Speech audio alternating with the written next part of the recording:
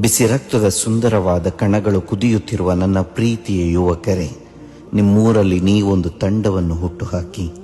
ಯಾವುದೋ ಒಂದು ಧರ್ಮಕ್ಕೆ ಸೀಮಿತವಾಗಿರದೆ ಸರ್ವಧರ್ಮೀಯರನ್ನು ಒಗ್ಗೂಡಿಸುವಂತಹ ಒಂದು ತಂಡ. ನಿಮ್ಮೂರಲ್ಲಿ ಒಂದು ಹೊತ್ತಿನ ಊಟಕ್ಕೂ ಪರದಾಡುತ್ತಿರುವ ಬಡ ನಿರ್ಗತಿಕರಿಗೆ ಆಶ್ರಯದಾತರಾಗುವ ತಂಡ. ನಿಮ್ಮೂರಿನ ರೋಗಿಗಳಿಗೆ ಆಸರೆಯಾಗುವ ತಂಡ. ನಿಮ್ಮೂರಿನ ಮಾದಕ ವ್ಯಸನಿಗಳಿಗೆ ನೈಜ ಬದುಕಿನ ದಾರಿ ತೋರಿಸುವ ತಂಡ. ನಿಮ್ಮೂರಿನ ಬಡ ಹೆಣ್ಣು ಮಕ್ಕಳ ಮದುವೆಗೆ ಬೆಳಕಾಗುವ ತಂಡ.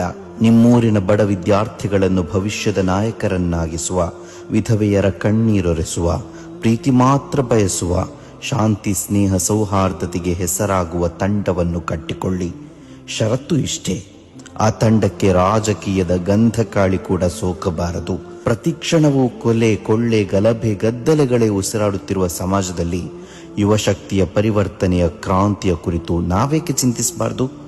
ಜನರಿಗೆ ಅತ್ಯಂತ ಉಪಕಾರಿ ಯಾರೋ ಅವನೇ ಶ್ರೇಷ್ಠ ವ್ಯಕ್ತಿ ಎಂಬ ಉತ್ಕೃಷ್ಟ ನುಡಿಯಂತೆ ಪರಿವರ್ತನೆಯ ಬಿರುಗಾಳಿಯನ್ನು ಬೀಸುವ ಯುವಶಕ್ತಿಯನ್ನು ಈ ಸಮಾಜವು ಕಾಯ್ತಾ ಇದೆ ಜನರೇ.